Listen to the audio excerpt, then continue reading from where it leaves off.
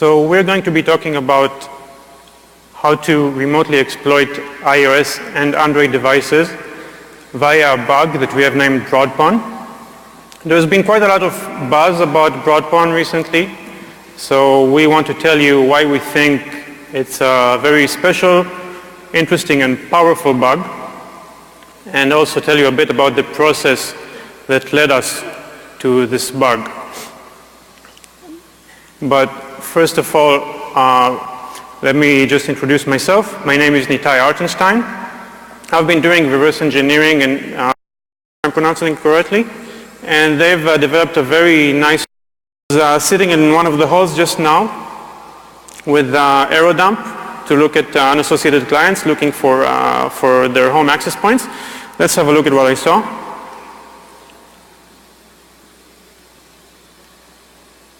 Yeah. So the hall was actually almost empty, but look at all these names I'm seeing. Look at all these unassociated clients sending out names of SSIDs, of access points that they're looking for. By the way, there's quite a few interesting names here. If you look carefully, you'll see an access point, and I think it was just here, a query for an access point called Stuxnet. And every once in a while, it's pretty interesting to just open AeroDump and look at what people around you are looking for. It might tell you a lot more about them than you think. So this thing actually lets you treat the association process as if it doesn't require any interaction. So long as a victim has connected to an access point in the past, and if you stay around them for, let's say, a minute or two, you should be seeing one of these. And the beauty of this thing is that there's no authentication involved in this process. So even if it's a WPA2 or a radius access point with the maximum possible provisions for authentication and security, you still don't reach that phase so long as you find a bug in this particular protocol, because any authentication is done only after this initial exchange of packets. So we've convinced ourselves that this is an interesting attack surface. Sorry. Yeah, so this is an interesting attack surface, and now we'd like to begin to examine how to actually attack it. What do we look for? So basic Wi-Fi 802.11 packet looks like this. It includes basic header. It's pretty small. It only includes addresses and some bits denoting the frame type and other info. There's not much potential for bugs there. But the real info, the real meat carried in the packet, and we're talking about packets for the association process, the real meat comes in a variable length addition to the packet. It's known as an information element. It's appended to the end of the packet, and you can have as many information elements you want in a packet. That's the way that access points and clients exchange information between them. And the way that they're constructed is it's basically just a simple TLV, 1 byte for type, 1 byte for length, and then a variable length data area. And you can have 5, 10, even more of these IEs in a packet, depending on the capabilities of the access point and the client, what they want to tell each other. So this is an interesting place to look for bugs, because in old and insecure software, it's a known minefield that sometimes programmers don't particularly look at the length fields. They don't remember to check whether the buffers they've allocated are big enough to hold the info that they're copying from the packet. So naturally, that was an interesting place to look for bugs. So we wanted to narrow down our reverse engineering process to those specific places where we think that such bugs could be found, to places that actually handle that parsing of those particular information elements. So that was made easy by the design of the firmware of the code. It's very modular. You can see that it's divided into particular modules which are being loaded or attached when the chip boots up. So that made it very easy to start having a look and pinpoint particular protocols that we're interested in. And we found this function, which helped us a lot. This is a function which it's called the IEM add parse function. And this handles, basically registers a callback to handle IEs of specific type. And you can see there's a field IEM type, which denotes the IE that the function is supposed to handle, the callback. And then there's the subtype field, which tells you which kind of a packet it is, which means whether it's an association response or request or probe request, which packet is it in the association process. So it was very convenient to narrow down the protocols which we thought would be particularly complicated or difficult to handle correctly. The data being transferred in the packets of the association process. And we've mapped XREFs for particular modules handling protocols, which seemed interesting. Now, this was also a tricky part because, for instance, you can see some references here to CCX, TDLS, which are protocols which are not handled before authentication. So that was not really relevant for us. We were looking for that small specific subset of protocols which are handled during the association process. And that's how we reached our bug eventually.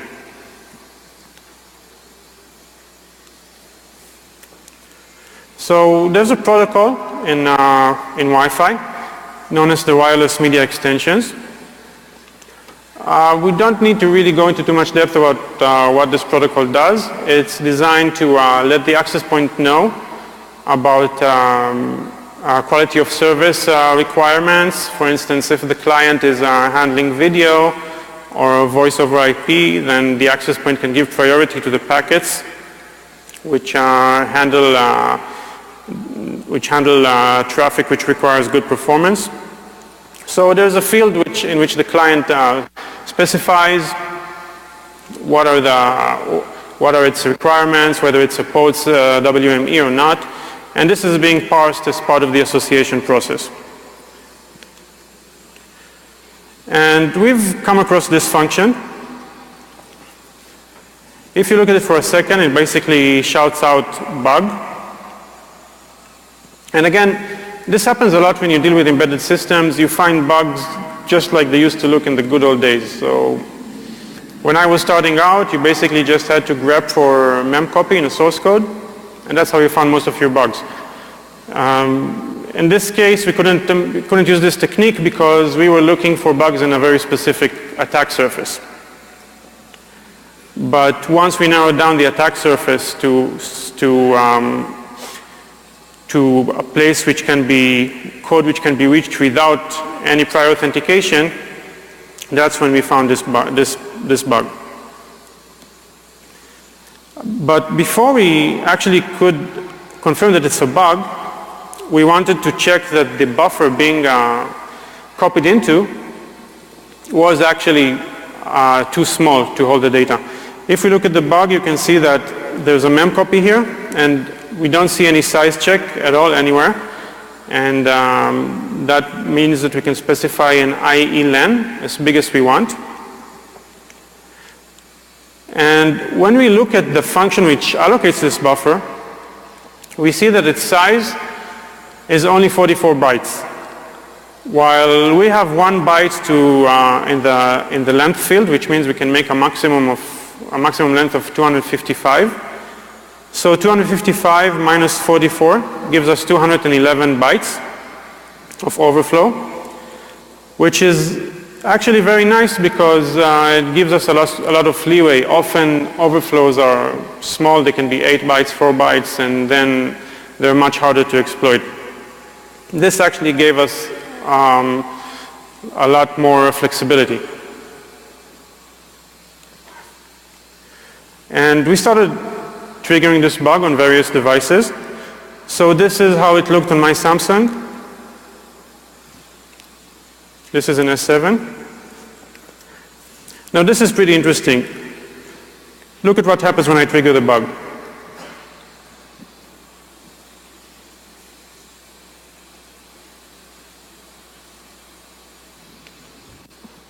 So we see that the Wi-Fi system turns off.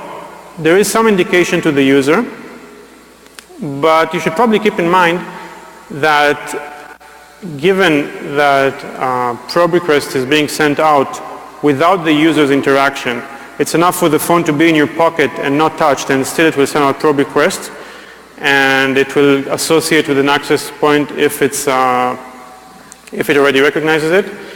And just the way you know, like you walk home and you take the phone out from your pocket and it's already connected, and that's because of this this provision.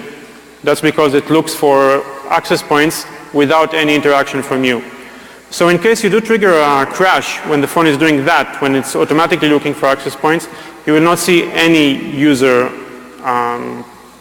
you will not see any indication to the user at all.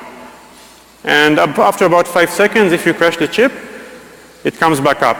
So other than a disruption of a few seconds for Wi-Fi connectivity, there's no indication. The story was different on my Mac, which was also vulnerable. It also had a Broadcom chip. Let's look at what happens. So I'm connecting to an access point which sends out the exploit.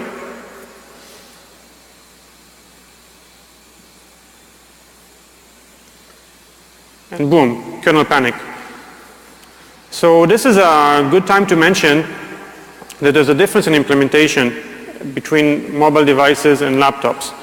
So in mobile devices, Wi-Fi chipsets are used in a setting known as full MAC, which means that they handle a lot of the work in association and processing. It's basically layer 3 stuff. It's known as MLME. And in laptops, in desktops and laptops, it's the kernel which handles it. So what we're seeing here is that the association process is being handled by the kernel, and it's choking on our bug and crashing. Now, this is not that good for exploitation, and we can talk about it later. In the meantime, we stay with mobile phones because that was our focus for this research. So now, let's continue. It's time for another quiz. Who remembers the second law of remotes? No assumptions. You cannot make any assumptions about the system. And again, the reason is that when you're attacking a remote target, you have very little indication of the state it's currently in. You don't know about its heap. You don't know about which files are open. You have a much smaller interface than you do, for instance, when you're attacking a browser and you have JavaScript, or you're attacking the kernel and you have syscalls. Remotes are completely different. You normally have very limited protocols, such as the association process, which is what we have in this case, and that's the only thing you have. You cannot make any assumptions. So many remote bugs met an untimely death because they couldn't meet this rule, because they had to make assumptions. Who can tell me one word, the main killer of remote bugs that requires you to make assumptions? Starts with an A? ASLR. Right. So with ASLR, you have to make assumptions about the system. And in this case, we don't have ASLR, so that's already one advantage. So let's see if this bug lets us meet the second law. So we don't want something very simple. We want to avoid a situation where our overflows our overflow puts us inside dynamic memory. That means we are in the heap and the locations are changing around us, and we have no clear indication of what we are overflowing into, because it could change from one execution to the other. What we do want is to be able to flow into a consistent address, an address we can predict. We want to be able to predict what's in that address. We want it to be as static, as consistent at memory as possible. We want it to just sit down and behave nicely, not move. It must not move. So, and the third thing we want is that data that we're overflowing into needs to be doing something interesting. It needs to have pointers which then are triggered in an interesting way. So let's see if this bug actually meets what we need. So the overflow is into a structure known as PS. It's a structure for handling power saving mode. Our structure is described as current WMMIE in the sources. That's the name. And both of them are static in terms of address space. They're allocated on startup, on boot, and the object. It takes a specific offset from this address of 14 in hex. You must leave the system in a consistent state. We only had 24 bytes for shellcode. So you can't do much with 24 bytes. That's not a place where you can put a payload which does anything useful. And that led us to consider where is a good place we can put our payload. Now, the way you normally solve these problems in exploit development is that you look for some kind of a spray primitive, a way to solve these problems in exploit development is that you look for, and then it overwrites the beginning of the buffer as the buffer gets filled up. And this is code.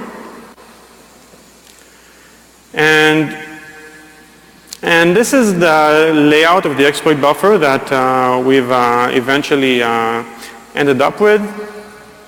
You can see we were able to use the overflow to put our fake timer object at the beginning. It jumps to a shellcode stub. Then it jumps to the egg hunting code, and eventually it jumps to the ring buffer.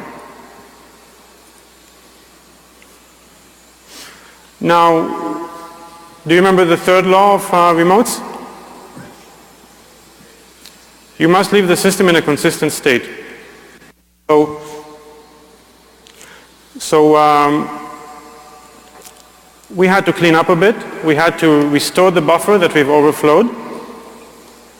And we had to restore the pointers and make sure that we left the system in a consistent state just the way we found it. And with Broadpon right now, there's no indication or any crash after you run the code. So you just run your payload, you install your hooks, and the system stays stable and consistent. Yeah. And this brought us to the really interesting phase. So when I was starting work in this field, we had worms. We had this self-propagating malware, which could basically run wild over the network. Can anybody remember any particular worms which were famous? Just toss out some names. Yeah? Yeah. And Stuxnet too? Yep. So there were quite a few in the good days. And they died out together with remote exploits.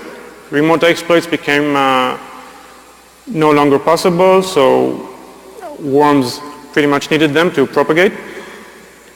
But Broadpon is a perfect bug for that kind of thing. So we thought this is a pretty good occasion to make the first Wi-Fi worm and the first network worm in a few years. So the way this is implemented is after you run your payload in the chip, you put some hooks. Yeah, you put some hooks in functions which handle packets, and you basically re-implement the code which triggers a bug, but from within the chip. So luckily the bug is pretty simple to implement, so the limitations are not that big a deal. And we were able to implement some basic infecting code. Use phones. Let's start with this one. So I've not given any offering to the demo gods. And this demo is kind of complicated because, well, it requires us to spray a large number of packets into the ring buffer.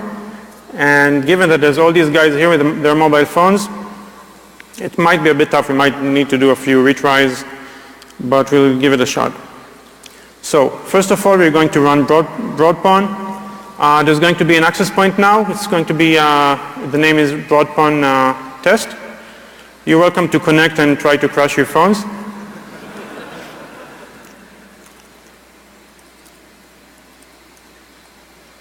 Yeah. Okay. Fine. What we're going to do now is we're going to run a spray of beacons. You're going to see an access point, AP0 to 4, using something, we're using a tool called fake AP. The only thing it does is send out our payload in a spray over the air, so it fills up the ring buffer of the first phone. Right, so we're going to run it. Now, okay, it's running. Now, by now, actually, my phone might be infected because it's supposed to send out a probe request. Let's look at the log. I hope it's not infected yet. Yeah. Wait. Oh. Yeah. We need to parse the logs because we're using a special tool called DHDutil, which extracts them from the chip. They're not on the kernel, they're on the chip. Okay. Has it been infected yet? Not yet. Okay.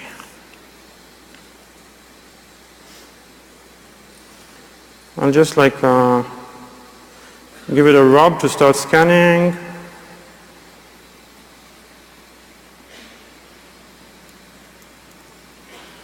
Okay, yeah, sorry, it was in, so you can see that it's okay, yeah. Can you see payload triggered? So what it does here is it starts so the payload needs to restore the CPSR because an ARM CPSR holds the state for interrupts and everything, and the code which basically there's a reason we need to restore it, otherwise the chip crashes. Then we restore the struct, the power saving struct. It's called WLCPM-ST. And then what we're doing is we're just sending probes which say I am owned, and waiting for probe requests. So now, let's look at the other phone, which might also already be infected. So probe requests get sent out about once a minute. Now the infection is a tricky part. It might not work. It didn't consistently work, but I'm hoping I'm going to get lucky. Because you notice that on this project we got pretty lucky a lot of the time, right? So let's hope this luck stays all the way through.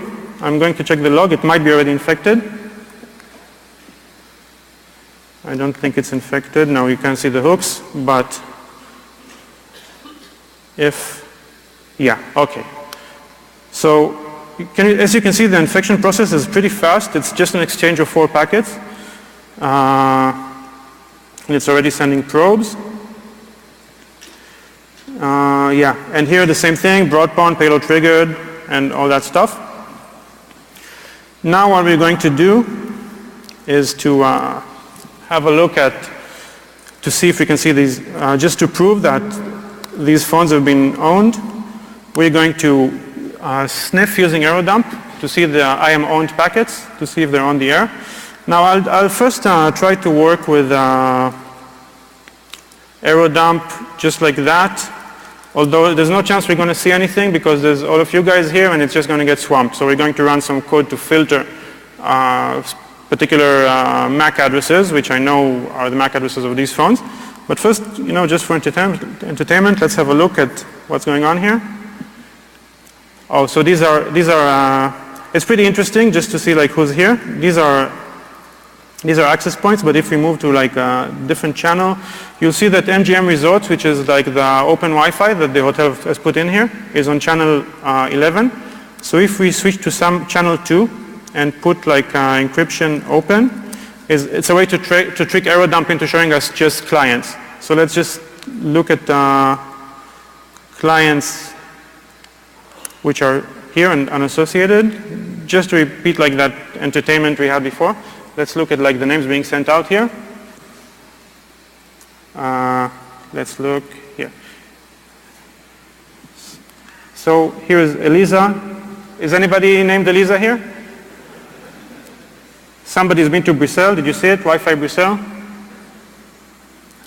Here's Eliza again. This is pretty interesting, right? Okay. Somebody from China. Cool. So now I'm just going to run TCP dump from this script, looking specifically for probe requests coming out from these two MAC addresses. So I'm just running it, letting it capture. Now the hooks I put are in the function which handles receiving packets. So whenever it receives a packet, it sends out a probe request. So that's why I need to like play with the phone a bit, let it scan so it receives lots of packets to make sure that that we catch the probe requests on the right channel. So I'm playing with it a bit. Yeah, I think that should do the trick. Okay, and show probe. Okay, yeah. So you see we have two stations. Sending out requests, I am owned, and that's it, basically, game over.